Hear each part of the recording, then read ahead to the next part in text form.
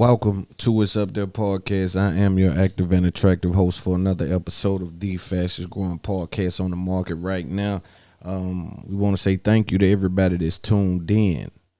If you are listening to the audio version of this podcast and you want to hear or see the video version, you head over to FOGFO TV on YouTube and you'll be able to find the videos there. They drop Thursday at 6 a.m. If you are looking at the video version of this podcast and you want to listen to the audio version, you head anywhere you get podcasts and you type in It's Up There Podcast and we should pop up and you'll be in tune with us. I think this is coming out. We are currently in ATL at the Revolt Summit. Shout out Diddy. Handling our business and just putting the brand on the road. We got a lot to talk about today. It's a lot been going on. We've been served a cease and desist paper by some Joe Budden lawyers, which is a very interesting thing. We'll get to that later in the show. Definitely gonna spend some time on this Kanye West interview with Nori. For those of you that are unaware, Kanye West just sat with Noriega on Drink Champ. Shout out to Noriega. When we talk about the interview space, and you know me, I'm the guy that talks about the interview space, the other podcasts, the game, the situation we find ourselves in, right? I'm the guy that talks about all of those things. So when we look at Noriega, we're looking at the interview-based podcast, but he's broke that shit down to 9 or 10 different facets and distributed them effectively. Whoever's behind the business model there, we're dealing with high-level expertise in regards to podcasting and just understanding how to navigate around the space. Noriega got the Kanye West interview. It was straight jewels, straight gold. Again, you see people that shatter sentiments that you hear me talk about every week. When you deal with people who are put together in a certain way, right? And their mind works in a certain way, you deal with them with that understanding. And so when he sits down, right, I tell y'all, I like to look at these things like fights. And I said Noriega did a good job. Number one, I think he executed very well by inserting certain topics at the front of the podcast, the interview, right? Go on and get you in your bag, right? Because sometimes people start off slow and tell me about yourself and this and that, and sometimes that can lead to uncomfortable interview because you never get to kind of hit a stride. And also, this interview depended so much on Kanye and what he was willing to give. He came in with a certain level of energy and he gave Noriega. He gave him what he had at the moment. Everything that was on his mind and how our minds get to going, right? So when they sat down, the first thing I said was, all right, let's look at it. So sorry about that. That was Mom Deuce had to take that call. But yeah, dealing with Ye going on Drink Champs, man, it was a series of moments, right? So when you saw the clips, you already knew we were dealing with a blockbuster interview. But when it first started, I was worried, right? Because sometimes, and shout out to Noriega again. Another thing he done very well was he allowed Ye to talk. Sometimes he'll fall back, and then when you hit Ye with a question like Outkast or UGK, I know you wanted to do the quick time with Slime, but you got to let him build on it. Because that's where the information that is in the details. You ever heard somebody say the devil in the details? So let me tell you why UGK over da-da-da or Outkast. So let me tell you why, because da-da-da-da-da-da-da and da-da-da-da-da, So a lot of people who come up there and they just bias. And whether or not you bias, when you a kind of individual or you are like a creative mind, you're going to justify your biasness because you're working with enough information on how to carve these things out to appear almost how you want them to appear. You know what I mean? So let's say like he did, like with Just Blaze. you see him take a shot at Just Blaze, like, yo, he copied, well, not a shot, just the truth. I don't find no issue with the truth. You know, when you deal with somebody, especially when they deal with this kind of shit, you know, you dudes is doing certain things and then being called out on it. You know what I'm saying? Whether that's stealing somebody's style, they content, they lyrics, they this or that, like certain things require for a face to be put on it and for someone to be held accountable. Right? You handling my business like it's your business and people praising you for something that I come up with. You know what I'm saying? That's rough. But one of the things that affected me, and I said to myself, like, when I look at Kanye or I look at Charlamagne or I look at Jason Wilson, it's like my biggest goal, like when people ask me, right, they say, yo, Loon, what's your biggest goal right now?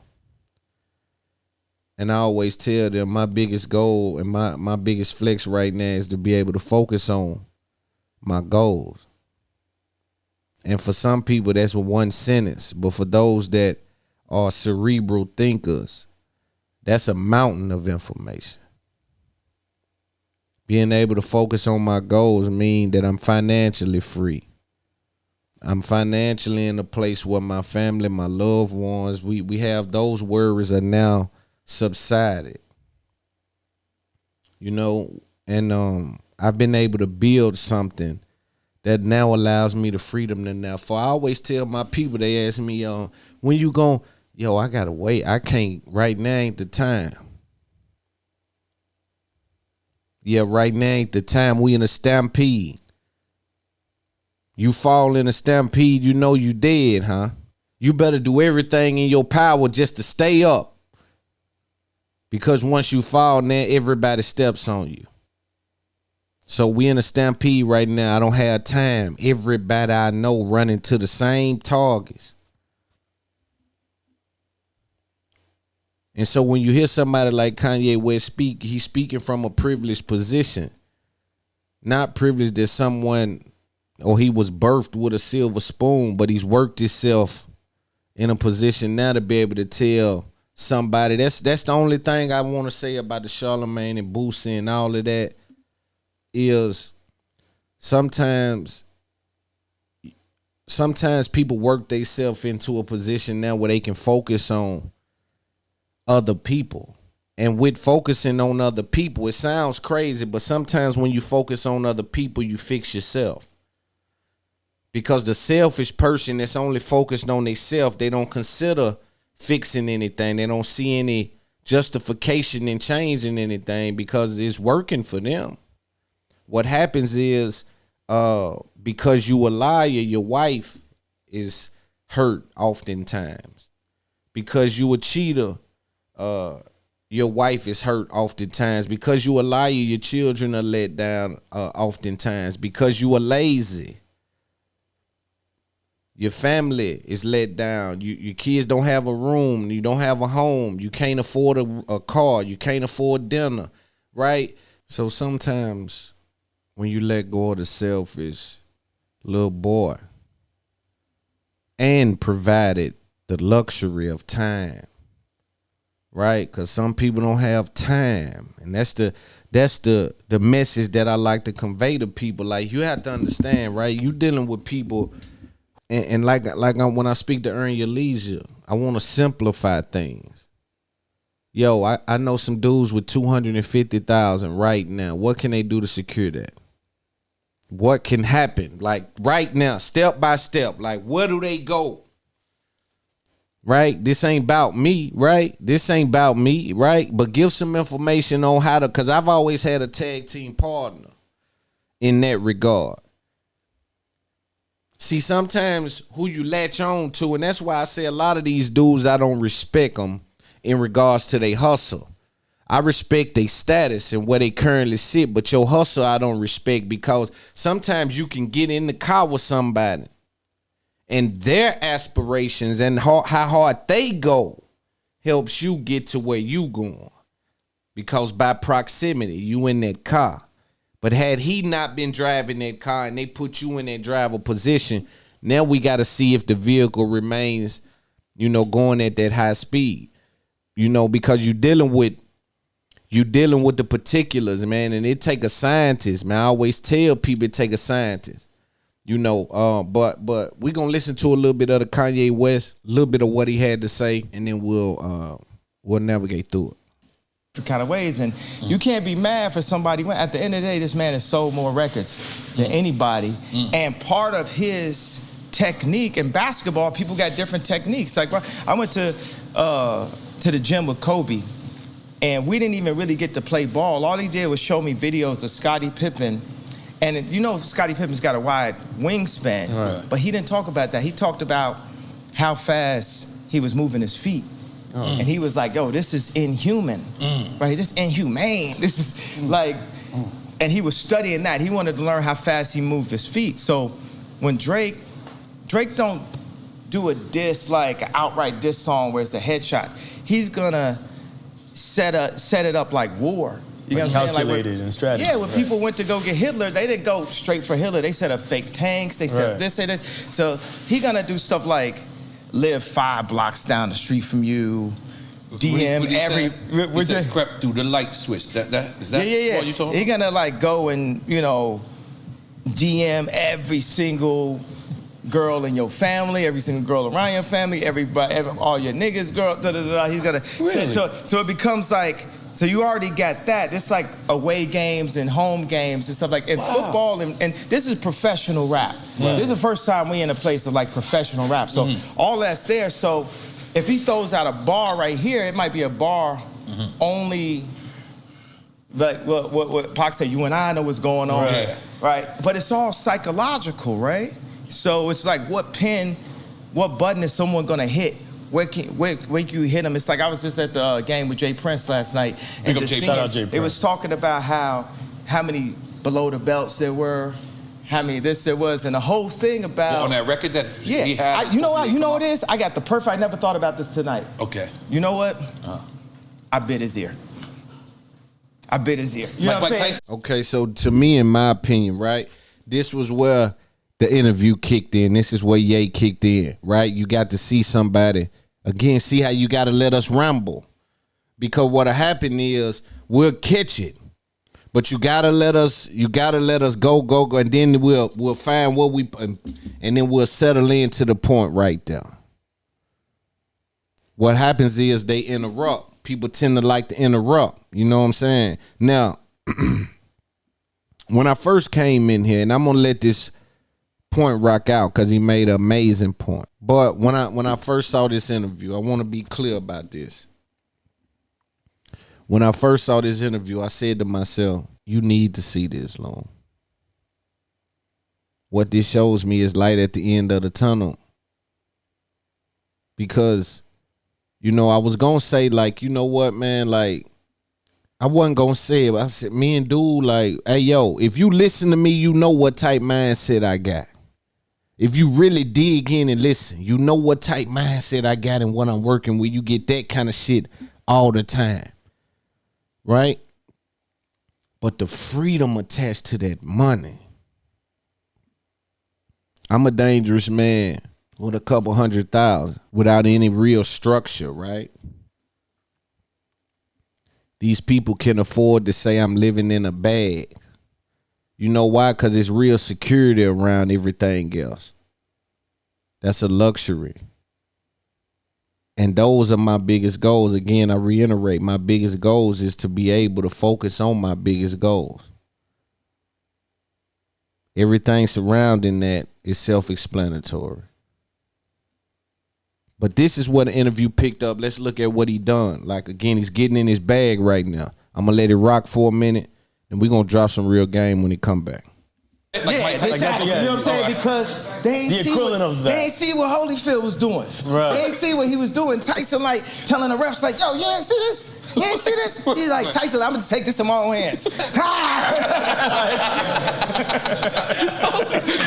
Holy shit, I've never heard of this. No, but you making me, I'm just, because it's in front of me. I was like, I was a fight there. Right. We talking about this. Right. We've been, you know, discussing doing things together to bring attention to Hoover situation. Right. And actually, I got Larry Hoover Jr. with me. I introduced myself. I recognize his face. So at a certain moment, I want to take a moment where he can talk about the exact situation. Y'all can really understand this leader and political prisoner. Right. You know, like when I went to the White House, I said, this is me in a different dimension. You know, any one of us that can organize somebody, they gonna take us down. They've been taking, you know, the leaders and the fathers out of the community and only leave us with a hustler mentality because you ain't got a dad that's showing you how to save money and what property to buy and how to build your own factories. We're gonna be jumping up and down for the idea of like Virgil getting a job for Bernard Arnault or me getting a job at The Gap or Adidas. A lot of times it's like we all was born white supremacists, racist, and homophobic. That's the bottom, that's the baseline. That's another thing. I don't even got the word for it, but it's like a phobia of mental health. That's the thing when people try to write it off. That's like even when I cut my hair like that, I'm like, yo, they're gonna try to freeze what's the my name account. of that haircut? At first, you know, I called it the Britney. Look at the level of issue. You missed that. In the backdrop, he said, hey, yo, they gonna try to freeze my accounts. You better let that sink in, right? It's a different game they play when you got a whole bunch of money. Fuck you. We want them accounts. We want that paper. We want to do something to knock some of that down or at least let us get a little bit of that. You cut your hair wrong, you got to worry about somebody coming grabbing your accounts. I got 85 accounts open. Ain't no way to keep up with that. And the person you got keeping up with that, you got to hire somebody to keep up with them that got somebody to keep up with them. Right? So the ability to be able to still create with all that shit, I got to maintain not only the money, but all these different businesses. That's the power in hiring the right people. That's what he speaks to when he says, I'm an organizer.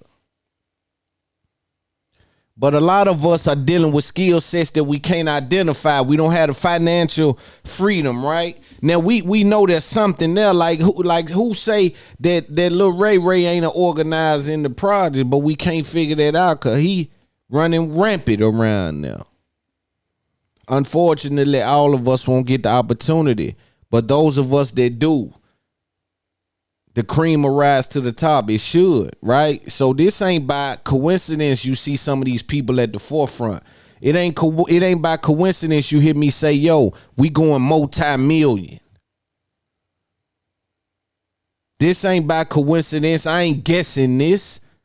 You hear them folk talk about the algorithm and what they adding to the algorithm. It ain't nobody talking like this. It ain't nobody kicking it like this. I'm the first person to kick it in this facet with no help.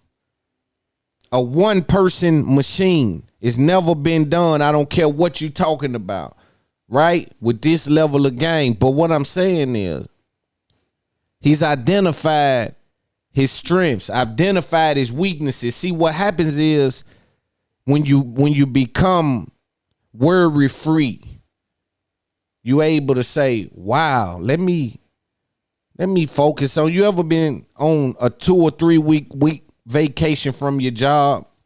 The first 2 or 3 days and ain't nothing really to do. You resting good. You think you're living the life. By that 4th day, oh, well, now I get a chance to get down here in this garage. Well, oh, now I get a chance to get up here and get these ceiling fans and paint this room and get these rugs changed and wash these curtains. It's the same with life, right? You got to prioritize based on the natural order of things. And that's why we search and we honor those that has carved their way out in this video game and been able to post up on a block and they are earners. But it ain't by coincidence you hear Loon say we going multi-million. I feel it. I know it. I see it. I know how to get it. I know how to walk right to it. Walk right to it. I know how to walk right to it. But it's important that you speak to that because these people won't give that to you. If anything, they want to suppress it. If anything, they want to act like it's non-existent. But the one ingredient that they need to make that work is for you to believe it's non-existent. See, the minute you believe what they saying about you, or the minute you believe or buy into the notion that it's too hard or it's unattainable or that it's unapproachable, the minute you buy into that, that's the second And that's the last ingredient needed for the hating to work. Other than that, the hating is non-existent. It's there, but it's not non-effective, I would say. Not as effective, I would say. But it's freedom attached to hustling hard. And we got to understand that some people, like Kanye West, man, when I see this kind of Kanye West, first thing I also say is, look at the difference between him and Rogan. Number one, when he go sit with Rogan, he know Rogan gonna keep stopping him. And hold on, but the Rogan is a different beast, which makes a free thinker uncomfortable. Because Rogan has a couple of different styles. If you know Joe Rogan and you're a student of this game, he has a style where he can kind of let you go in this conspiracy theory land and let you live there, and he can do that. But when it's Kanye, he said some wild things. So let me buckle up and make sure that we kind of checking what's going, So he wasn't comfortable. But when you let us sit next to us, shout out to Noriega. But this was about Kanye. Kanye felt it. Kanye was comfortable. He was able to articulate and expound. Again, one of the biggest things Noriega done in that interview was sat there and let Kanye do his thug thizzle. It was so important. It was so important. Let me build. Because you're going to ask me about listen to my podcast. I start right here, then I'll go here with it, come here with it, go there with it, go there with it. Now I'm talking about Jake Paul. It's only a few people that can, you feel me? Without you involved, just hold up, ask me something and fall back. See, that's like he's saying, this is basketball. That's one of the moves I got. It's almost like an isolation if you're a point guard. It's to ask me something and fall back and let me build. We seen a whole Noriega implementing the ask me something and fall back. And it was one of the, it worked. It was very, very, very influential, and it worked. Let's look at it a little bit more, and we'll build a little more, and then we'll move on. Oh, Britney Spears. Okay, I get it. Now it could be called a yay. But when I see that, bro, I'm telling you, the declaration of insanity is a form of censorship and control. Like, you taking some Hennessy? I like to salute that. I like to salute that. Take some more Hennessy, goddammit. I don't know what the hell you're talking about, but it's fucking interesting. Let's go. You gotta sip it. It doesn't count unless you sip it. Okay. I mean, feds, Democrat, whatever, they know who I am. So I was up there like, man, maybe I shouldn't do, this interview, because that's when they gonna come. You gotta understand, Kobe. You can say whatever the fuck you want over here. Yeah, but it's everything has like a butterfly effect. Kobe died You missed that. Understanding position, I always tell you, is so important. It's the only way you can go to the next level is knowing truly where you are, right? So you hear Nori hit him with you can say whatever you want, because Nori think it's about them. We're not stopping you. But Kanye, I'm playing a different game, bro. I done surpassed that little game right there. I'm in a different stratosphere. They don't talk. Think about it. Nobody with billions talk. It's about 3 of them now that talk. Kanye, Elon, and Trump. Mark. 4. We see sometimes we don't really hear from Michael Rubin them, but they visible. But billionaires is behind the scene. A lot of times though, but see, what's also changing is they're being young billionaires. Most billionaires back in the day were old, like Donald Sterling or whatever his name was.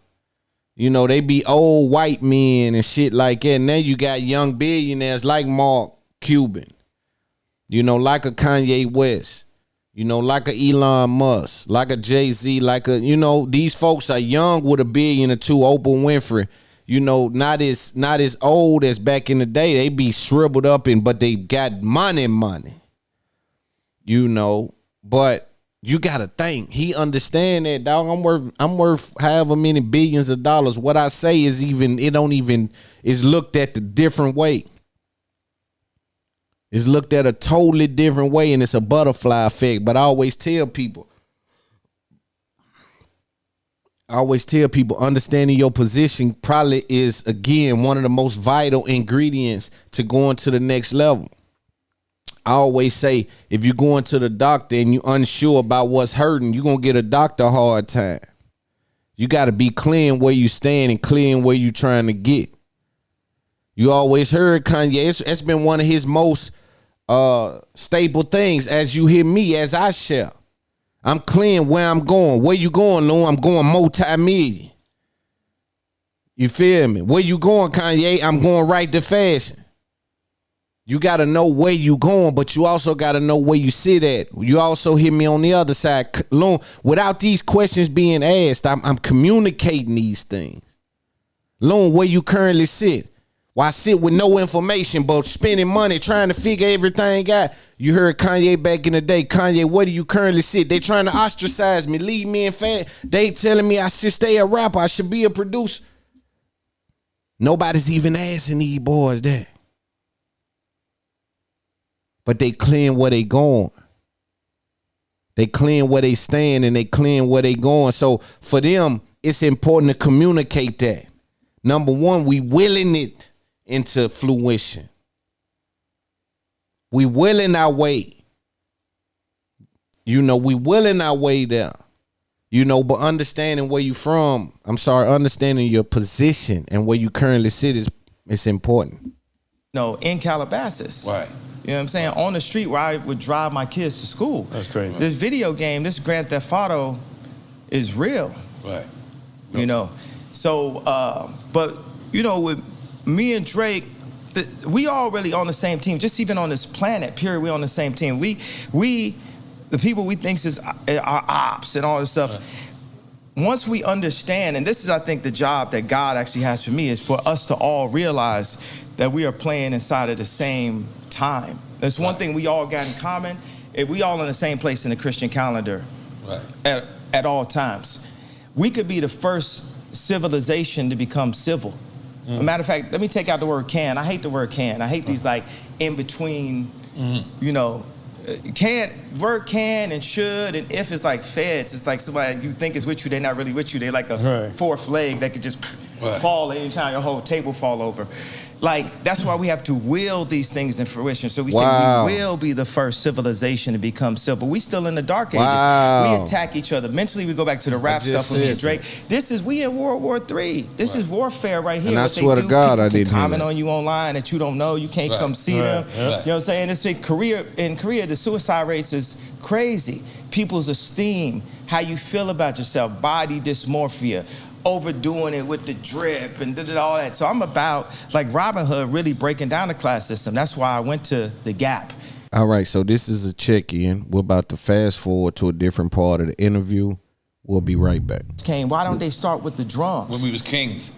No, they don't want it, but we are kings. Mm-hmm. But the 400 years doesn't have to deal with slavery. It has to deal with the Bible. It has to deal with us being disobedient to God. Right. And that's why we farm land that isn't our own. Record labels, the NBA, Hollywood.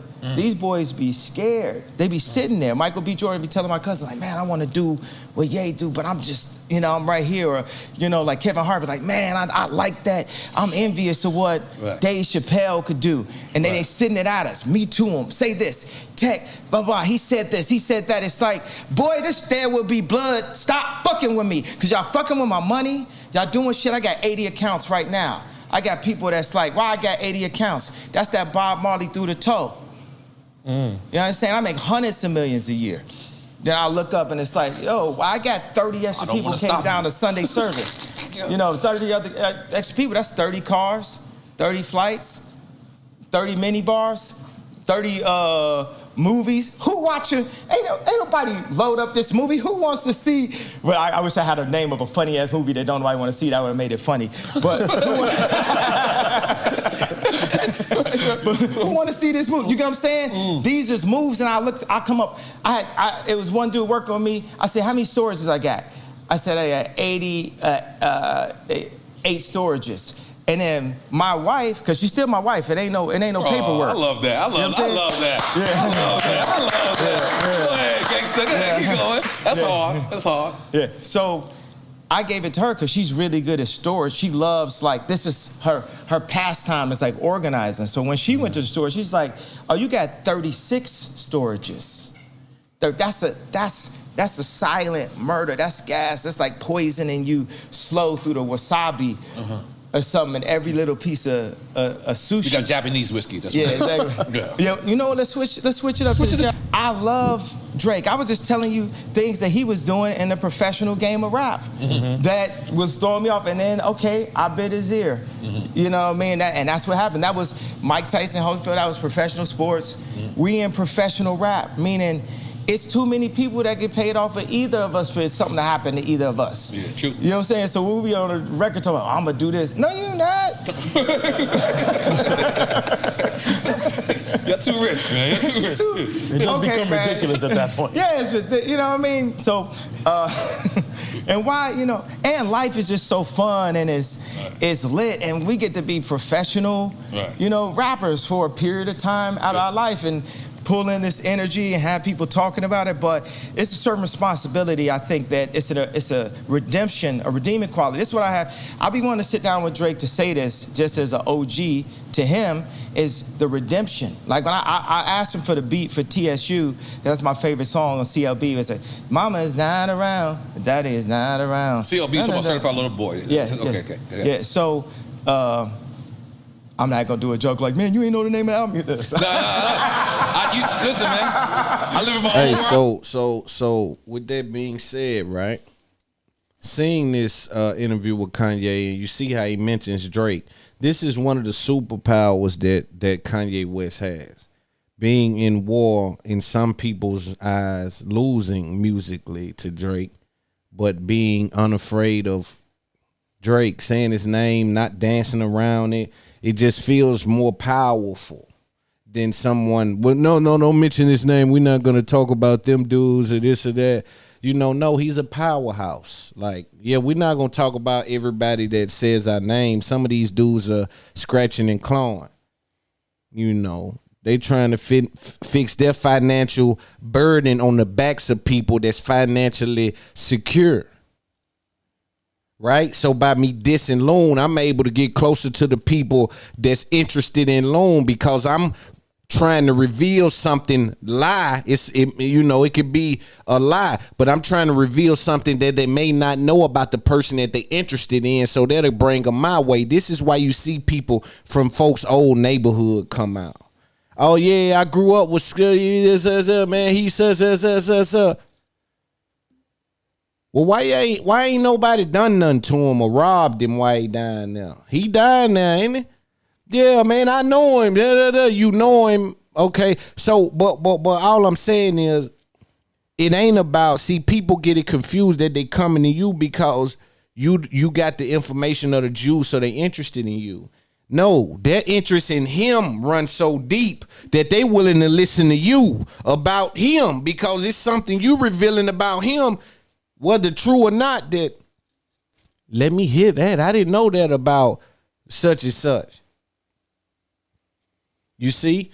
But it's just interesting to see. He'll say his name. He'll go right at it. He won't dance around it, which I think gives pass for Drake to do the same if ever he comes at. Ultimately, man, I want to interview them dudes. You know what I'm saying? I got to put that out in the universe. You know, when I first came in today, I said, I'm not going to say, you know, I know what I am. I ain't got to say that, you know. But now I'm telling y'all, you dealing with beast mode. You dealing with it. You know, you dealing with information. You dealing with the beginning to the end, the rooter to the tutor, the head, not the tail, the biggest one, not the small one. You dealing with somebody that went and got the information themselves. I know what it take to make the cake. They didn't just send me downstairs to pick the cake out the oven. I'm the one that went to the store and got the groceries. I know which butter is better for this kind of cake. Not only the fact you need butter, but I know which butter go right, what egg, what milk. I know how to bake the cake myself. And that's the power. And that's how you lend yourself financial freedom and the ability to start healing. But again, looking at this with Kanye and Drake, I said I wanted to ask the question to the game. How do we look back at it now? Not from a music standpoint with Kanye and Drake. We know Certified Lover Boy came out, Donda came out. Whichever record or whichever album you like the best is it's a preference conversation. But I'm more so speaking about just purely the rollouts. How do we okay, let's do this. How do we look at the 9 weeks at number 1 versus the selling out of arenas in about 5 or 6 different states? Because when you look at selling out arenas for music that ain't even out, it speaks to the influence. That was something different. Like, that was a whole nother level. But you look at Drake competing with top stars for the number 1 spot in week 9 and 10. That speaks to the impact and the influence. So it's like they right there, man. I think it's more about the aging process. And some tells me Donda may age better than CLB. You know what I'm saying? Because Donda is a musical masterpiece, but it is a bunch of people. And again, I did say I didn't understand, and I'll ask any of them in the game this. How does Drake get flack from certain media personality about having features on his album when Kanye's album has feature after features and it's been called a masterpiece? Not that I disagree with either one, but where's the logic in that? Am I the only one paying attention in the media space? Am I the only person that can see these things? Because if I am, I'm worth in a lot more than I've been negotiating, and I need to know this. Right now, I'm telling you, Donda's a classic album, period. And Certified Lover Boy's been on number 1 for 9 weeks, fighting with NBA Youngboy and these different dudes for number 1 in his 5th, 6th, 7th, and 8th week. So it is what it is. But we hear the rumblings of no more Future. We don't want to hear no more this. But Kanye got feature after feature, and it's called a masterpiece. I want to point that out and allow for anyone that agreed with that when that was said about Drake to please allow me some sort of understanding. Let's create an understanding that it is the best thing to have. We're going to get into the part where Kanye spoke about Big Sean. My people time-stamped it, so I'm going to try to find it, talk about that, move out, because we got a lot to talk about. We got to talk about a cease and desist we got from your favorite podcasters, Joe Budden's lawyer, and some manual reviews of some audio and video that we've put out, in which we are media acting as the press, examining the game in the media space like everybody else. But we've been manually targeted. So that wording is very important to why we want to really, really double down on a few things that we want to speak about. But let's look at the part where he was talking about Big Sean, and we'll go from there. I'm not exactly you or him, but I live in my own world too, and I'm kind of the man in my shit, so I'm sorry. But go ahead. Yeah, no, you don't have to say sorry to me. I'm fine with you not doing that. I feel like going. You can't understand me, who didn't love me. People was looking at me as an opportunity since I was 14 because I was a prodigy. You know, I've been had industry friends, so to say, oh, we're going to go over here and we're going to get some beats out this nigga. We're going to go this type of, because my mom separated me for the opportunity of more money. Society is set up to have people go away to college, go away here, and in between your dorm room and your college, or in between your hometown and where you got to go to school, it's going to be a bunch of liquor stores. It's going to be a bunch of strip clubs. Cemeteries. It's going to be a bunch of malls. It's going to be a bunch of things that we do that when we don't have that love, like a kibbutz. We need Christian kibbutz. We can have communities. Be as close. Kibbutz? Kibbutz, like Jewish people have this type of circular community. Like a community center? No, it's like where they live and where we need to live, where the grandparents can take care of the kids. It's better to have a grandparent taking care of the kids than a nanny taking kids hired love.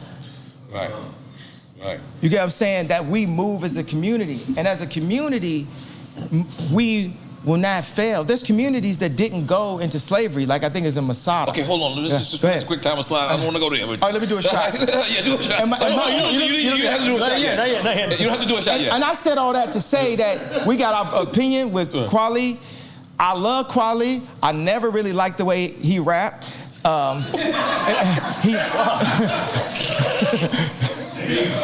was trying to get away from this question. We want to go to the next. We can never mention Common and Kweli in the same breath.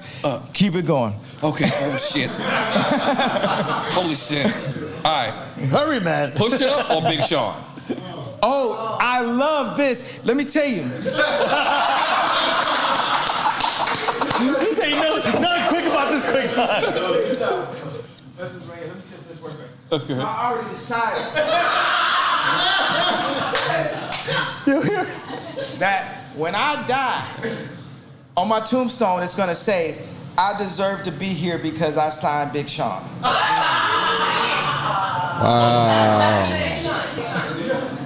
So I'm not quite sure of your pick. Yeah, you're not quite sure.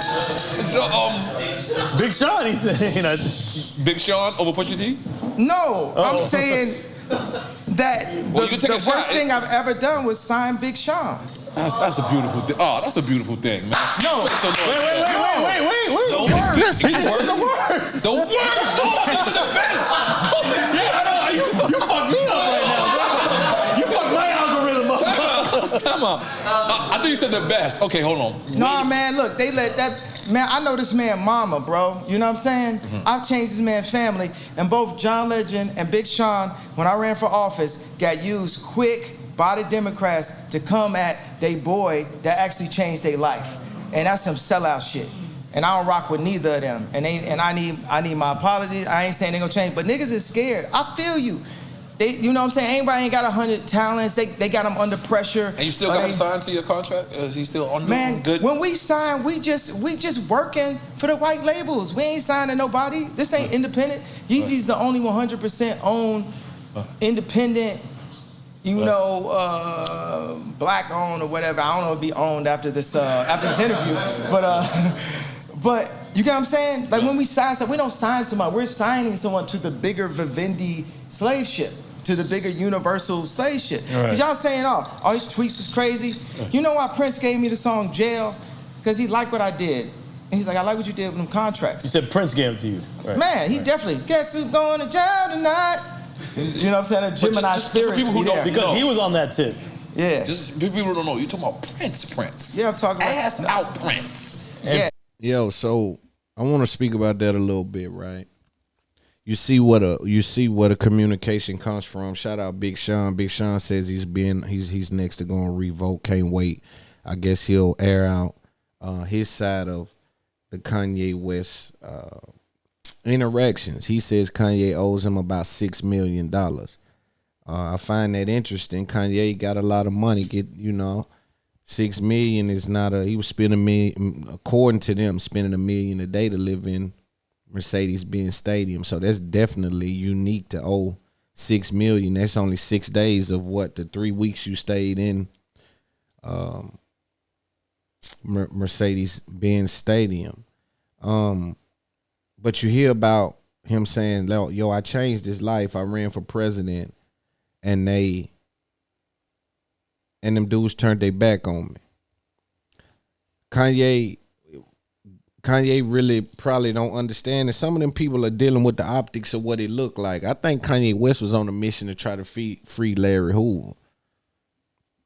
I think that was the number one thing he was doing, trying to free Larry Hoover. So with that being the case, he trying to put himself in a political position, because if this was about money, Hoover been out a long time ago.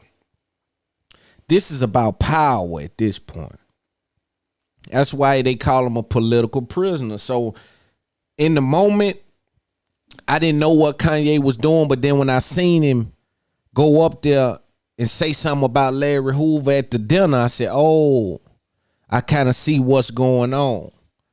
You understand me? But he like, yo, if anybody, let them do that. But I tagged you in the game. Like, you only here because of me. Not that you only can rap because of me. Them two different things. You're a hell of a rapper. But you only arrived because of me. Right? I tagged you in the game, put you next to Jay, put you next here, put you there, put you there. You know, put my arm around you, as they'll say. And it appeared that as soon as it looked like I was scribbling outside the lines, y'all fell victim to the oop-de-wop. Y'all went with what they said. And if these ain't people that I directly tagged into the game, that's one thing. But I'm dealing with, come on, man. I'm dealing with getting you out the hood, home. I'm dealing with getting you into a better scenario, Holmes. Y'all dudes are talented, but I'm dealing with being at an all-time high and sharing this. I don't have to share the money. I'm sharing the light. My next single got you on it. I'm talking about your album when I go. Like, those things are so important. Again, being in this game, knowing what the cosign look like. And them dudes had a legitimate cosign. Them dudes went to good music for the most part. I think Designer was the only one that kind of got. I think that wave that came in with Designer, that was something different. I'm talking about the 2 Chainz, the Pusha T, the 2 Chainz, the Pusha T, the Big Sean. Who else was there? I can't think of who else, but all of them he was, you know, placing them in a scenario to try to do something. I think Tiana was there. She could have got a little more love. But far as the rap guys, I think he kind of, you know, he kind of tried to wrap his arm around them. You know what I'm saying? And got them next to made their brand look more business like. And I imagine that does hurt. I'm interested in hearing what Big Sean has to say. You know, what would you say to justify that? That he owes you money? Like, you know, let's get that squared away. Now what? Know what I'm saying? Because when I didn't see 2 Chainz on Donda, like, what's going on? Or if he's on there, I'm sorry, I didn't hear it. But when I didn't see Big Sean on Donda, I'm like, okay. You know, these things are, you know, it's just interesting little tidbits, but you know, he feels a way about doing that. And then again, he feels powerful. He kind of spoke to Tata, which is Jay-Z, homie. If you know Jay-Z, that's his right hand, like Love. Says Tata always look at him like with a certain level of man, like, we ain't worried about you, man. We care how big you get. You still a little boy, you know. And I can spend 10 minutes there because that's a real thing too. Some people only can view you from the lens that they created or the snapshot that they took when you were maybe young or when you were maybe, like he said, the pink polo, that ain't me no more, bro. Like, I'm running around trying to get Larry Hoover out worth $9 billion. Like, it's something totally different going on. Y'all misinterpreting this, man. Separate the two. You dealing with something totally different at this point. I've evolved into something because the arrows I had to take to get here has now re-identified who I am. Everything I had to go through to get to this little spot you see me in, you better believe that's in my DNA now. My understanding of the world is totally different. I see what they do to people to get where I'm at. I know what they offered for me to do to get here a little quicker.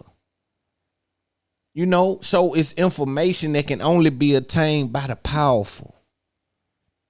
And they got it where you can only be powerful if you're financially free. Because you ever seen one of them dudes got all the knowledge in the world but dumb? Ain't got a dime. But if you ask him about, you know, the Israelites or the, you know, he know about Hebrew, this and that. He got all the information, but he ain't got a dime.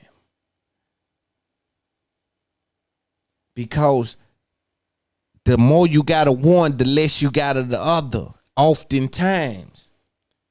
Unless you can figure out a way to hijack the earning process. speed that up, earn enough money for a lifetime, and then settle in and say, all right, let's figure some things out, y'all. Ooh, we got time to clean that garage. We been out for 2 weeks. Them first 2 days we rest. Now we done clean the garage. We done cleaned that other room. We done redone this, painted the walls, pressure washed the outside, cut the grass. But boy, when we was working 10 hours a day, we couldn't find a way to do none of that. We couldn't find a way. It ain't by coincidence, it's by design. So if I pull you out of that, because that's our job, don't get it confused. But when we do pick one of y'all, or when somebody gets picked, you gotta have a certain level of appreciation to that.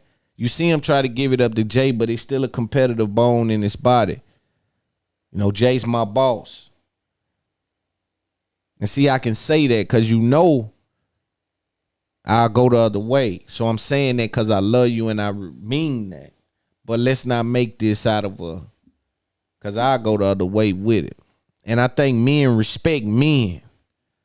You understand? It's a weird thing, but I see a lot of times dudes that got into real beef, real beef, end up being the best of friends down the line. You know, now he'll go there. Now he'll go though. Hey, you remember you, but boy, you wasn't going. That's for sure. I got people I got into it with, fights and things. You got to respect this. I remember a time a dude sold me something that wasn't no good. I doubled back on him. Got to respect it. You got to respect it. And we didn't, ain't no timid behavior about that. You was in the wrong. We coming full force. Up close. So you could deal with what you've created. You know what I mean? And spread the word. He don't play like that. Spread the word. But that's some of the Kanye West interview. Very great interview. Again, shout out to Noriega. Black Podcasting Up One. Again, you see the power when we talk to us. You see the power when we allow one of our creators that's dealing with specifics. When you let them, either you gotta have the right questions, which Nori had the right questions. Let them build. You dealing with a master, let him build. I told you it's one of the play. This the NBA. He just put it down. This is the NBA. Listen, what you running today? What play you running in the Kanye West interview? Shit, I'm running the pick and roll. Ask a little something, get out the way, feed him close to the rim. You know what I'm saying? And those of you that look at this game that way, you'll get fired. Those of you that just think it's sitting up talking, you in for a rude awakening, man. Let's see what other topics we got and we'll move on. Now, we want to talk about Travis Scott and the Astroworld Festival. Shout out Travis Scott.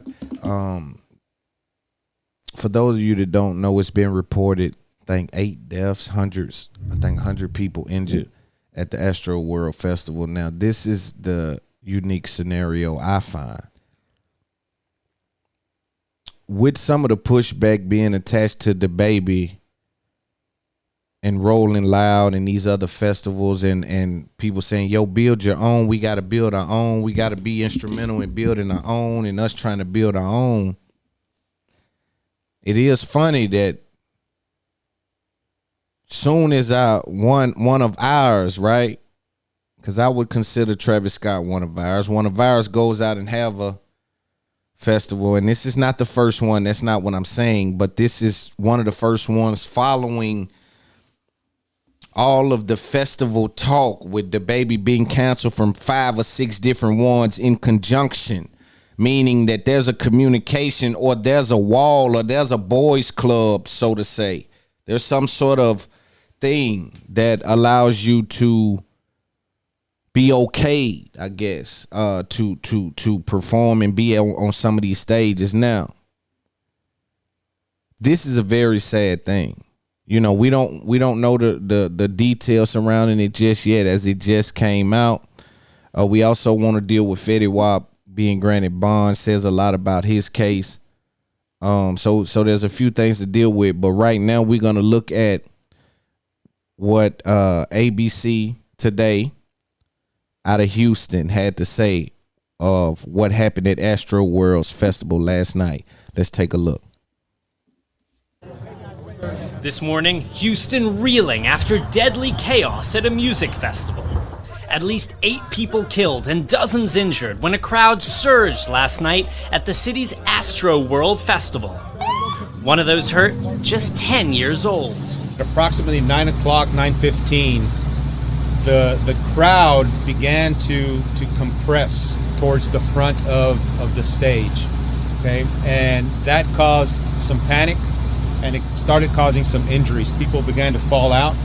Some 50,000 people in the crowd there to see headliner rapper Travis Scott, who also organized the festival to raise funds for his youth charity, the Cactus Jack Foundation. But earlier in the day, possible warning signs of a situation spinning out of control. Hundreds of festival goers storming past security, surging through metal detectors, and stepping over each other to get into the sold-out concert. At least 3 people injured in the earlier chaos. Police promising to get to the bottom of what went wrong. We will treat it as an investigation because we don't know. Authorities saying a mass casualty event triggered at 9:38 p.m.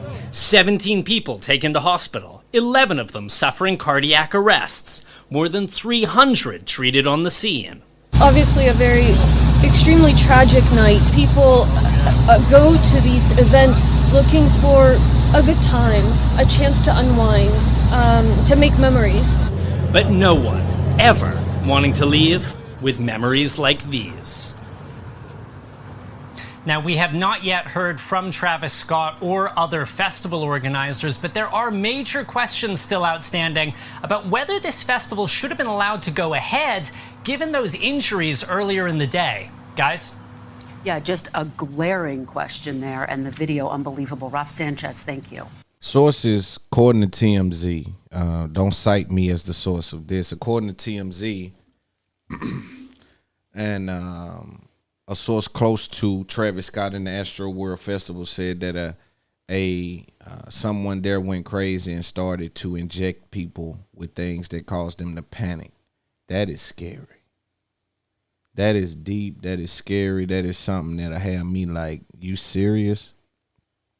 So with so many videos going around, you got people saying that, oh, you know, they told the production team and should have stopped. Like those people, man, that's the thing about going somewhere like that. That amount of people, you don't get any personal experience on many things at all. This is all a group thing. So if, you know, whatever happens here was going to happen as a group. If people get to running, if we're all calm, if we all panic, whatever happens here is happening as a group. And we see the stampede of people running because I think people start hollering out that somebody's injected people, and people start running, which causes a stampede, which in a stampede, it's a problem if you fall. So you're dealing with these things. This is a hell of a thing that happened. We send our prayers out to the people that's affected by that. We just wanted to report what's happened. We don't really know what the specifics are just yet.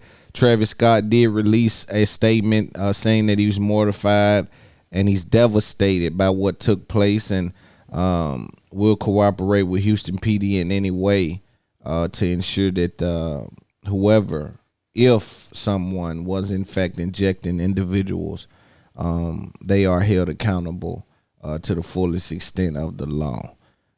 So we'll move on from that. Let's speak about Suge Knight. So with Wack 100 being in the news a lot, there's a call that someone, I think Reggie White Jr., leaked with Suge Knight talking about Wack 100. Let's take a look at what he said. I told you I'm doing my movie shit last time I talked to you, and I told you I want you involved in it. But, you know, I'm not fucking with that trucker dude. That dude lied on every aspect. He can lie, man. The fool told me he had a legal beagle, had me talk to the legal beagle. He never took care of the legal beagle, so I was blessed enough to go in there and work me a deal on my own. At the last minute, they came in off me and had to jump on it because this fool left me dry, you are listening to Suge Knight speak on Wack 100 on its-up-there podcast. They think that think he's from the hub, but he ain't from the hub. So he uses, but he don't fuck with nobody, you know? Yeah. And Suge don't run us out here, bro. Let's get that straight. Oh my God, Wack, bro. let him talk. All right, cool, yo, Wack. Wack. Listen, I just want you to hear this. Fuck out of here. Suge don't run us out here. Blood on pop. No, I respect that, but you was down with him, bro. You rep Death Row. Nigga, why you think I was down with him? Yo, Wack, come on. That's part of your legacy, Wack. You come from Death Row. Suge Knight. Let me correct y'all. I got the screenshot. No, listen. No. I won't think if Suge Knight was home, he would be doing a fucking interview with Let me enlighten y'all on something, right? And I'm going to keep it gangster with you because I ain't no bitch-ass nigga. On Paru, Suge talks to 6ix9ine, been talking to 6ix9ine. I didn't believe it till he showed me on my motherfucking phone. Listen, homie. Listen, hey, wait. Listen to me, see? You saying some shit. Hold on, Wack. Hold on, bro. I'm answering what you just said. Yeah, Wack. That nigga. I can't believe what you're saying, though, Wack. I can't believe you. Bro, y'all don't like to hear the truth. And Suge don't run us out here, bro. Let's get that straight. Oh, my God. Wack, let him talk. All right, cool, yo, Wack. Listen, I just want you to hear this. Fuck out of here. Suge don't run us out here. Blood on. I don't even fuck with that social media shit. I ain't got time. That's just, I don't know how niggas got time. That's like niggas use that as a marketing tool. Only just blood. Yeah. Blood's an Instagram gangster. And blood is turning down fades left and right. You heard us get to it with a few niggas and shit. But he been turning them down. Like they really was trying to line it up, you know what I mean? Looney. And that nigga got, you know who that nigga's boss is? Big U. That nigga got it, Big U dick that's so dark far down his throat, blood. It's disgusting. Wow. I had an argument with over Big U. Cause I was fucking with the Hoovers. They're like, bro, you shouldn't fuck with the Hoovers. You should fuck with the 60s. I said, man, check this out. I'm not even fucking with the Hoovers. I'm doing work. You know what I mean? Yeah. Well, I fuck with this. I said, so what, blood? I don't. And then the nigga called me back. Blah, blah, blah. How you feel about Big U? I like blood. I don't give a fuck about blood. I think blood respect me. I respect blood. But why you asking me all this weirdo shit? Well, I'm gonna call you back, blood. Big U call me back. Y'all phone. You don't like me, but you respect me, huh? I'm like, who's this? This is Big U. I was like, blood, you on my phone? He's like, yeah. Nigga called me. With that nigga on the phone. And ask you about him. Ask him about him. Weirdo shit. The question everybody want to know is if you're familiar with the Cleo Bone tape that surfaced on YouTube. Yeah, I heard that tape about 3 years ago. So that's old news. Yeah, that's old news. I mean, you know, I done had dude do several things for me since then. But I know how I talk about people when I'm by myself or I'm thinking I'm in the confidence of my own room, my own circle. So, you know what I mean? First thing he said was, I got a lot of respect for dude. And I think dude got respect for me, and he went on to say whatever he say. So I don't pay that shit no attention. Really, man, stuff on the internet, I don't pay a lot of that no attention. You know what I mean? I know me, standing up in front of a man, as you know my history, I think I'm pretty good at being successful in all aspects of being a man. So no, I even talked to him after that. What is your relationship with the Wack 100? What? I've been friends with Wack, man, for, I want to say probably about 2004, 2005. And it's not my relationship because it's just about the ignorance in what the Wack did and the way Wack carried it. And, you know, sometimes people get caught up in this internet shit and getting cameras in their faces and they lose sight of who they are and what they're doing. That's just the fact. You know, it ain't no, I'm not gonna sugarcoat nothing for nobody. And I talked to him about the whole situation. I didn't like it, didn't appreciate it. And, you know, it was not really was like, I was kind of in awe, like, nigga, where you going with this and why you keep doing it? You ain't from here, though. Oakland I don't have ain't here. to deal with no gang. Oakland is not Southern California. Bro, Southern California my family that's rolling 60s run the 60s, bro. Go do your research. Hey, you ain't from here. You not from LA either. You from the Valley. Hey, listen, let me tell you something. You know how many of my homies would say, and it's a 6-0 on there, he know it to be true. Hey, Wack, man, you with that nigga Big U, you let him use the plug. What? That's my brother. Don't question me about what I do. Okay, wait, what's fine is Big, you ain't sitting down. Like you ain't sitting down with no rat, man. That fool done said the wrong thing to the wrong person. Do that. Are you telling me you want to meet in the 60s? Tap in with him, bro. If you Do you want to meet in the 60s? Do you want to meet in the 60s is what I'm asking. Because I can do that. Nah, bro, because we can meet in the 60s. Nigga, that's home.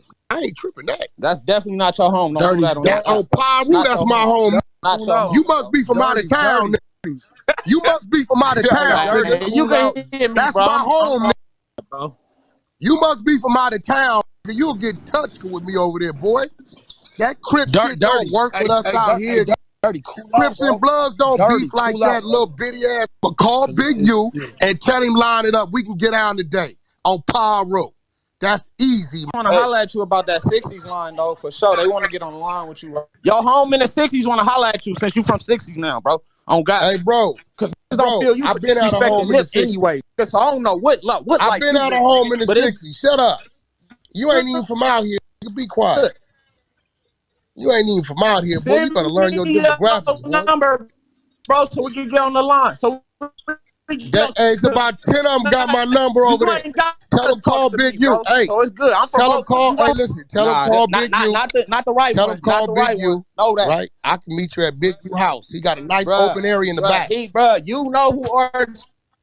Hey, bro, I will meet you at Big U's house. He got a nice open area in the back. You can call everybody else. You can hit everybody else. Hey, bro, I just told you to call Big U. Big U got my number. He got an open back area in the backyard where they lift weights. We can get out back in. Hey, Dirty. I'm done talking about it, bro. I just told you to call. Everybody know who Big U is. I just told you who to call, my nigga. I told you who to call, bro. I will go straight to his house like I always do. I go to sleep over there. To me, answer the phone. I don't have to call. Nah, hey, Dirty, don't Big U got my number, man. Please call him. Because you going to find out what this shit is about out here, nigga. Nah, bro, because we can meet in the 60s, nigga. That's home. I ain't tripping that. That's definitely not your home. Don't do that on that. On Pyru, that's my home. You familiar with Gangs Manager? Which one? Wack 100. I'm not familiar. Yeah, I'm familiar. Okay. He made a statement, right? And I totally disagree with him on it. Yep. Yeah, I tell him all the time. But you gotta realize Wack is directional. So basically, it ain't always, he's telling your truth, and I tell him all the time, it's a way that you say it. Yeah. It ain't always gotta be that you lying, but the way you say it and the way you present it. You know what I'm saying? So that right there is just ignorance being exercised, man. Somebody, you got somebody sometimes somebody should have a camera in their face. That's all that is. You know what I mean? You can be saying your opinion and your truth, but the way you deliver it and the way you say it is offensive. True. And consistently riding that. Officially fuck Blueface. Officially fuck Wack 100. Don't know motherfucking Valley Blood speak for this beat shit anyway. You niggas don't even count. Well, I ain't gonna even say that, but these niggas don't even count, man. Fuck this nigga Blueface. Stupid ass nigga gonna say some dumb ass shit like ain't no hunters up in here. Bitch, the hunters been here before you got here, you dumb ass nigga. The fuck you think you is, nigga? Niggas sleeping and stuck the shit out of you and whoever the fuck else running with you niggas. No, ain't gangster over there in sight. It ain't a gangster over there running with Blueface. Not even him, to the niggas that's managing him, to the niggas that's pushing a bunch for him. None of that shit. Ain't niggas, no gangsters over there. No shapes, no form. Keep talking, get your whole little ass set wiped off the map. Shit. Dumb ass niggas speaking out of turn, speaking out of pocket. All this internet ass shit, this shit done went way too far.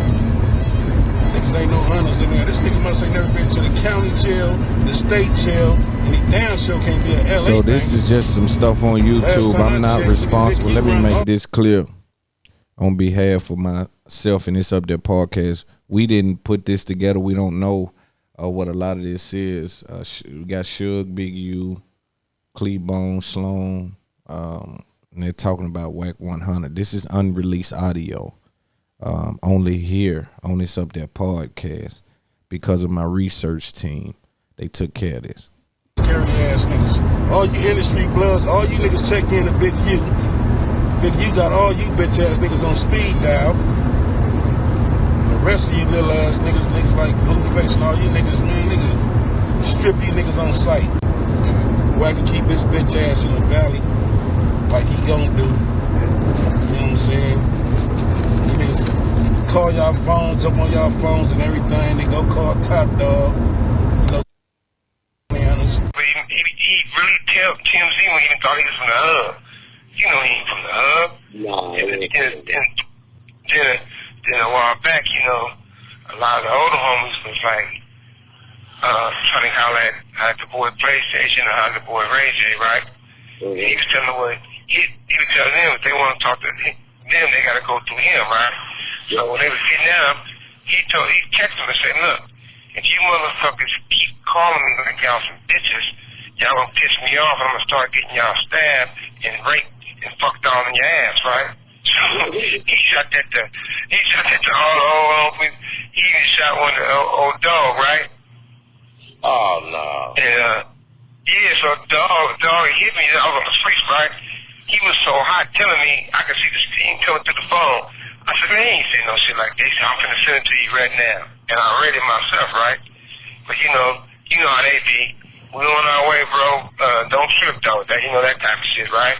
Mm-hmm. And then the boy went and started telling motherfuckers he told them that because he was talking shit about me and the other homies. I said, man, that's one motherfucker that's not gonna talk shit about nobody. If he got something to say, he'll tell us, you know. But he got love for us, real love, you know. Yeah. But see, he real messy with his shit. And then he got the boy baby them thinking he fuck with the hub and everybody. That's why they down for making all these motherfucking moves, you know. But see, he did all that shit. I ain't fucking with shit. But now the blue side question his credibility because he been fucking with him so long. Now they own him. Now he wanna act like it's the car. He ain't part of his car, you know. So shit, we gonna keep it 1,000 like we always do. But hey, but the dancing boy appreciates your presence, right? Yeah. Yeah, because sometimes they really don't know. No, you know. Everything I can say about him, man. You know, he did what he was supposed to do. I just wanted more and I wanted it down. But as I got to realize it and kick it back, man, I thought, you know what, man? It's time for me to just get my own identity, man. You know what I mean? And that's what I did. That's what you're supposed to do. You know that. Hey, look. It's hard being a chief all your life and they expect you to be. Introducing Speech-Alone, the most natural sounding text-to-speech software on the market. Hey. Oh yeah. These niggas in awaken a sleeping giant. So let me put these bully niggas on notice by letting them know Drake is family. And the weak shit from Puffy and Suge is on my radar. First of all, Puffy, feeling like he can put his hands on my family, open the doors for his family to be touched. You reap what you sow.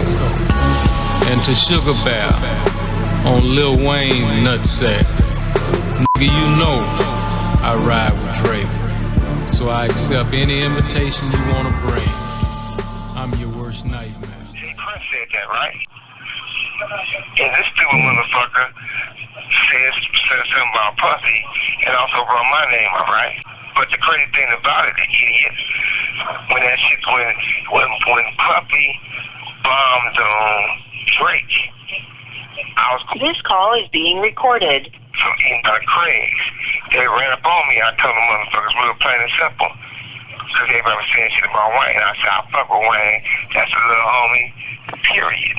I said, anybody fuck with Wayne, I got their back. I said, shit, Drake don't have to worry about dancing with that dancing motherfucker. Because he got motherfuckers gonna go for him. So how is the motherfucker saying something about Drake when the motherfucker saying Drake is straight? What did they do? What did they do? That's what I'm saying. So Puffy socked Drake in the jaw in the car, and what they do? Nothing. Man, listen. When they came and fucked with our shit, they was fucking with our shit, see if any illegal activities going on, wasn't none illegal activity going on. When they came with him, he was caught selling dope and pills and shit. And he never went to prison. His best friend, who he do business with, his business partner, ended up doing 20 years. If me and you go everywhere together, and we best friends, and we doing business together, if you going to prison for something, and the person hanging with you doing the same thing with you, they both go too, right? His friend. So let's talk about DaBaby. DaBaby is now back on tour with Rolling Loud. It's been announced, the tour that you never thought would happen. Following that, the CEO of some organization within the LGBT community came out to co-sign DaBaby, saying that he's okay with us. Basically, he's allowed to now tour, and we are no longer offended because he corrected his ways. He corrected his actions. You know, we stand with DaBaby in this culture. DaBaby is, as Kanye said, adding something to the algorithm with the style, the creativity of the video, certain things. He's staple. He's a staple in his own right. A couple of layers of things I find interesting with this. Number one, again, we don't hear about a lot of organizations, which I find that to be a failure on behalf of either the structure of these nonprofits or their interest in reaching us outside of headlines and mistakes being made by one of us. Because again, when we giving away turkeys and backpacks and we providing kids with places to go after school, where we provide lunch and dinner and things like that, I don't hear about these associations. You know, and it's unfortunate for me. Someone has to bridge the gap between these associations that seem to show up when it's time to cancel us and these associations showing up when it's time to nurture us or communicate to us in any way outside of, it's almost like, they're making the same mistakes the police made. The police struggle with understanding why the neighborhood sees them a certain kind of way, and it's a simple reason. You only show up here to take people away from their families. You only show up here to enforce some sort of law, which in turns 9 times out of 10 keeps people away from each other. The times you guys come to help us, oftentimes it's too late. Someone's already there, either dead, bleeding, because in some communities you take your time getting over there, or you have to have a certain level of bag up and things like that, in your opinion, to get over there. But a lot of times when the police show up to the neighborhood, it's too late. The girl's eyes are already black at that time. The guys already shot the house up. The car's already gone, right? The other times you show up when you're not in that facet is you're taking people away from here. You're taking people to a place where we may not see them for 3 years, 6 years, 10 years, 12 years, 14 years. You're taking fathers out of these homes. And that ruins our relationship because we don't see you outside of that, right? And these associations are making the same mistake. So it's important for someone to come out and say, hey, we understand you have a job to do to uphold whatever interest you have, right? Do that. But come holler at us about some other things. The police will come through the neighborhood and not even wave, just mug us down as they almost like, what you doing out here?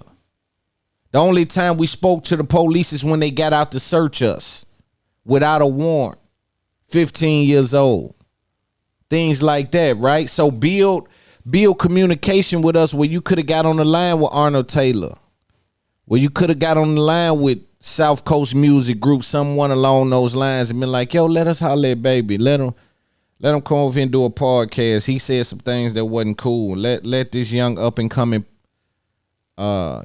LGBT community podcast to get that interview, man, and we can build there as also behind the scenes. right? But it was front facing, like, yo, you see what we doing. Know what I mean? And so I would just urge all associations, all nonprofit organizations to build in these communities outside of coming there to cancel people. We don't want to make the same mistakes that law enforcement has made in some of these communities as they are trying to uphold the law, right? But again, when they come into our neighborhoods, it's oftentimes after the situation. Is oftentimes a day late and $1 short, you know. But I just hope, and to me, the baby has to be a little careful, right? Because, and make sure it stays business, right? Because I don't want it to be viewed that you're happy running back to these people that didn't give you the benefit of the doubt. And I'm not speaking specifically of any group of people. I'm speaking of whoever that there was that didn't give you the benefit of the doubt. If you heard me, my voice was always, hold on, man. Let's think about this. Let's build. Right? But a lot of media people, a lot of these people were saying, yeah, that's right. Get him out of here. Right? So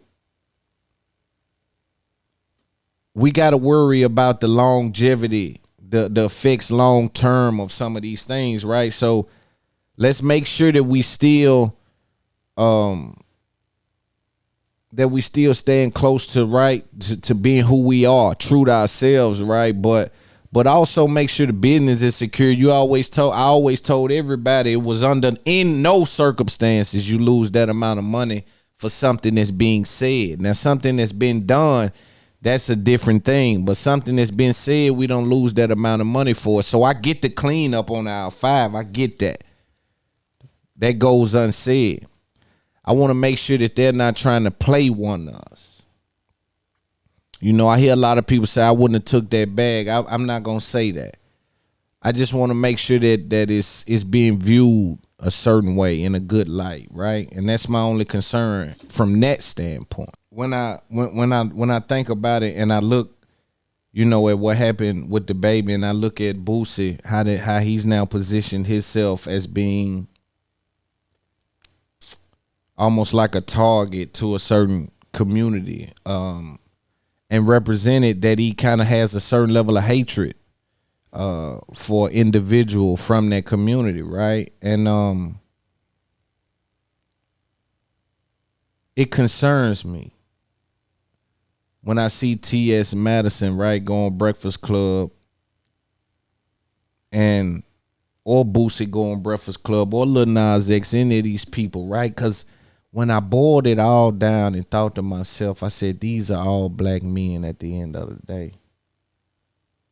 Look at the infighting that's now happening. You know, we pray that it ain't. That somewhere along the line, somebody ain't done something to make it these two fight against each other. Let's give them two something to fight each other about type thing. Because it's starting to become interesting that when it all boils down, it's us fighting us about who somebody sleep with. I think Boosie's fight isn't in what happens in the bedroom. I don't even think it's necessarily in that particular situation, right, in which he jumped off the roof and went hard in regards to tweeting Lil Nas X backs and said some disparaging things. I think that was about him feeling antagonized, right? This dude said my name knowing we got a problem. I would handle that a different way. My reaction to that is it might be knee jerk. It might be just awkward. It might be something that you're not used to, because I'm not used to not handling these type of things in a certain way. These things, when they come across my desk, they all get the same stamp. This piece of mail here, I couldn't stamp it with that stamp because then I'm really wrong.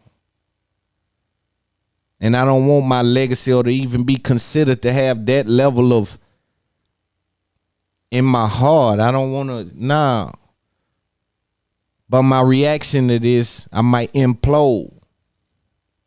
When we deal with mental health, we got to also remember that people are prisoners to masculinity, especially having to operate. See, a lot of people say, let your masculinity go. I got to go into some of the most dangerous cities in the world and pick bags up in some of these clubs on back streets that the police ain't been through here in 3 days. I got to show up with my chains on doing my music in these spots. My mindset got to be different. That's like telling a soldier in Afghanistan, hey, let your don't be so serious. And not that the people that plan to hurt me, they love me. The circumstances surrounding some of the people can put them on a slippery slope, can put them in a situation where they'll make a grave mistake that'll cost them their life if the person is prepared. You know what I'm saying? And the risk reward from that isn't considered because of the lack of opportunity. So fuck what the risk and reward is. You know what I'm saying? Sometimes it feel like, so it takes a different individual. I just pray and hope that, man, down the line they ain't got it where it's somebody's sitting somewhere like, yes, they arguing about it. They going back and forth about it. You know, I teach my children, right? I teach my children what I teach my children. That's behind closed doors. My business interest doesn't revolve around what happens behind closed doors. My business interest revolves around what happens when I sit in front of these cameras and the microphone. As long as I'm not doing anything illegal to anyone or doing anything that causes any of my political connects, put any money at risk or anything like that, we're in a great place. You know, we always understand that this transition is happening and some people are having a hard time transitioning. But we all got a bigger fight. And sometimes it feels like that the targets are being changed from this fight to against each other. And like, yo, what you doing? Yo, bro, I ain't with her. Like, it's feeling weird, you know, so I try to keep my eyes open on it. But off of that, we see Academics Freddie Gibbs are going at it. I don't get much from their beef. I don't really know what it's about. I really don't know what's going on with it. You know, Ack is moving around the media space, been doing well. Freddie Gibbs moving around the rap space, been doing well. I know they have a long beef from a while back. Not really sure where it stems from. I did see Academics do an episode about him on Spotify. It was 51 minutes. That told me something about the deal. I don't know what, but something. There was some information in the 51-minute episode. It meant something. I'm not sure what just yet, but it meant something. But Gibbs is been doing memes, and then Ack went to Twitch on him, and did his 1-2. I don't know. I don't know what's going on with Rory and Maul. Is now came back with Stitcher. They're doing pretty good. I see now they've invested some money in the background. It looks well. It looks good. Shout out to them. Video looked well. Audio sound amazing. So they now are, in my opinion, stepped that backdrop up and got everything looking how it should look. I think they were in proof of concept mode.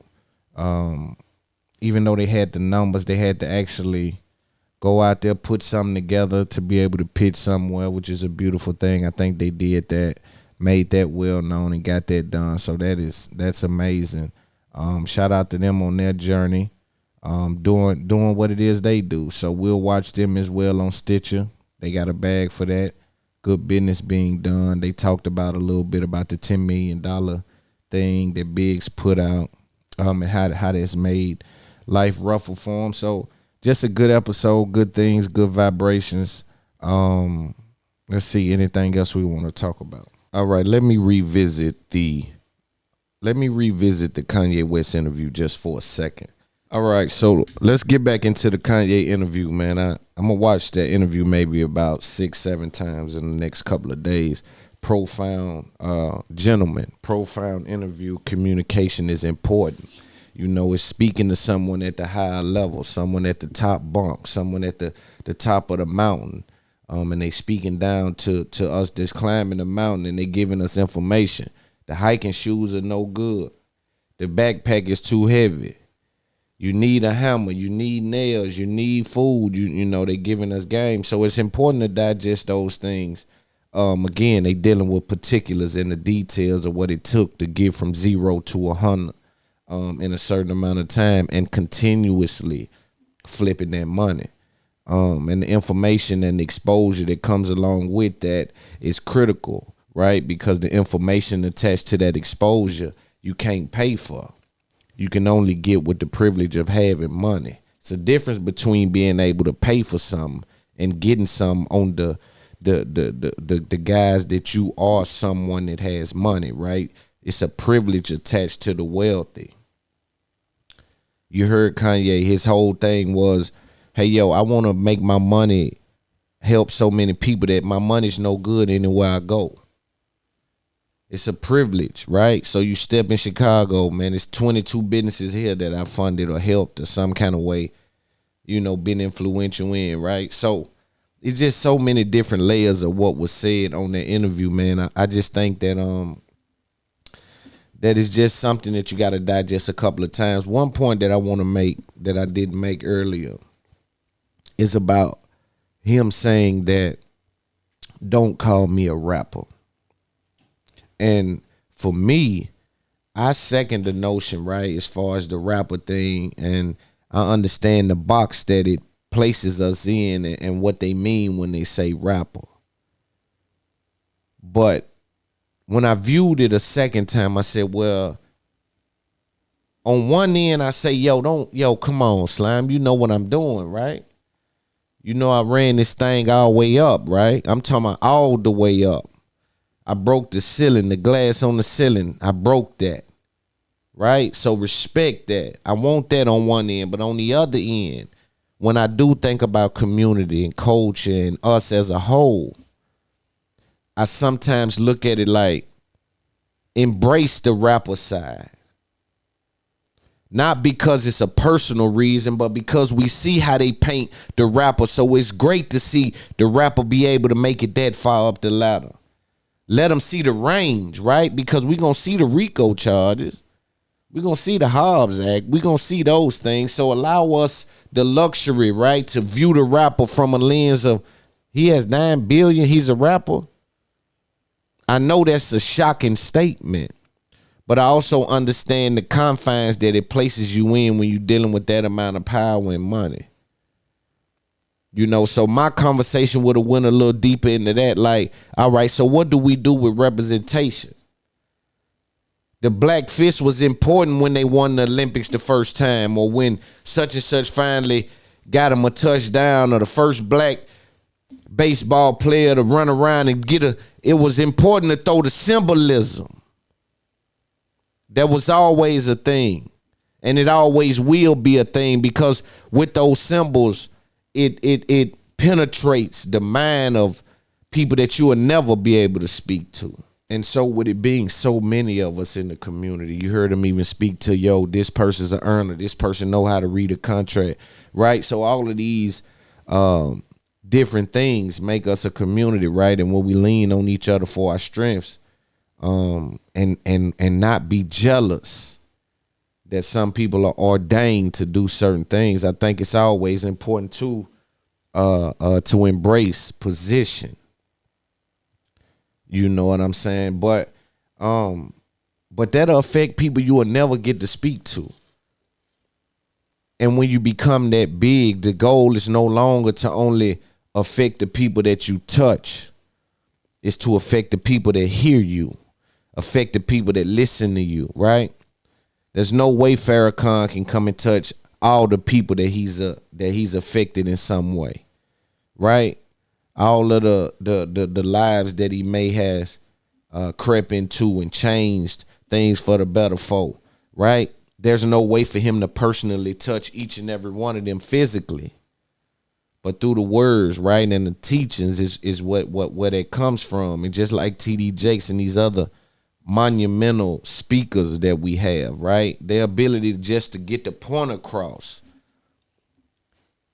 it's a lot of equity in that. And I think I'm a baby in those areas, right? But I'm in that area, but I'm a real baby. But I do know one thing. When you deal with the range of a rapper, like when you hear me talk about Jay, when you hear me talk about Diddy, what he did, they part of us. They part of us. It's like one of them bottles you put in the river, put a note in it, and you send it off. And whoever pick it up, hip hop, rap, us, culture, for us, by us. You know what I mean? So it's kind of like, damn, do I want them to, you know, but I can't tell nobody how to feel, but I do want to offer that, you know, to the universe. And then I hear him going to, you know, and that's why I say, bro, the universe is just such a beautiful thing, right? And it's like, I go to asking myself, yo, Loon, you in the podcast space, it's picking up, it's going fast, shit is moving. Like, people really is engaged. They like, yo, it's going, right? So you like, yo. I'm like, yo, God got his hands on this here. You know, God done particularly picked this here. You know what I mean? It's just something's happening with this that I'm not even in control of, right? People are, you know, multi-million-dollar people are reaching out and things are happening that I'm not initiating. And when he said they respect people to add to the algorithm, I said, ooh, that's what I'm doing. That's why it's picking up. God has given me some unique ability being born in this time, right at this moment, right, to communicate these things in this kind of way. Not that it's the smartest out there, not that it's something about it, right? It's something to be said about the ability to do things like this. So when he said that they got to add to the algorithm, I said, ooh, that's what Big Loon doing. He adding to the algorithm. When you hear podcasts, yeah, I'm the first. When you hear podcasts, you don't hear them with certain things. It just is lacking certain things, right? Not lacking, it's missing certain things that I present. Whether that's lacking or theirs is better, that's up for debate. The point I'm making is I'm feeling a void of this kind of communication in this space, and I wear my podcast thing like a record label. Brand-wise, I'm the first to rep the podcast space like a record label. Like, people want to, you know, people really not used to seeing somebody push their line and they podcast the way that I'm doing it. This is like a different thing. It's like, is he dropping a mixtape? No, he talking about a podcast. But I got to be disruptive in my approach. It's important for me to understand position. I tell people all the time, you can't, listen, you got to know where you stand at. It's the most important thing. And again, you hear people, see, you also got to take this from the Kanye interview when he said he reached out to Lauryn Hill, said, yo, I'm the leader. See, what happens with one of us, we think you getting it confused. And we gotta clarify. Hey, yo, you know what you dealing with, don't you? You know what I'm saying? And it's like, when she pushed back, it's powerful because it say a lot about the respect that he has for her, because a lot of times people who really believe that about themselves, they don't tend to engage with that type of thing, with those pushbacks. It feels funny. But they said to me that he wants to keep that type of energy too around him, to keep him on his horse. You know what I mean? So again, just wanted to point that out about that particular part of the interview. I watched Joe Budden's episode after that. I actually just watched a little bit of it, and I can see he lays it in, you know, and that's where you get to see the genius of also people in this genre, in this field that I'm in, right? Because all of us, we take things from each other, we draw from each other, and we pull from each other. But you see him beam, then you see him lays it in, right? You'll probably get mines next week because I got Revolt Summit this week. And so I kind of got into it a little bit, but I'm sure that I'm gonna digest it from a different aspect while I'm on the road, and bring some more points of view back. You know, because again, I like to see the whole field, everybody locked in, everybody lays it in, everybody on top of the game, and they giving game out and at their highest extent. Now you got to compare each other, what's going on, right? And so for us, we got a lot of work to do, and we got a lot of more information to digest, a lot of living to do, and a lot of exposing to new information that we got to get close to, man. And so we're gonna continue to do that and continue to make our way up the ladder, and just move forward with the game. You know what I'm saying? So we're gonna have this episode be pretty short. We'll see y'all next week. We are on location at Revolt. If you are in town and want to do some business, hit us up. Shout out to everybody that's listening. Subscribe, share. We're going to lock in real heavy starting again next week. And it's just going to be a journey. It's a beautiful thing, man. It's up there.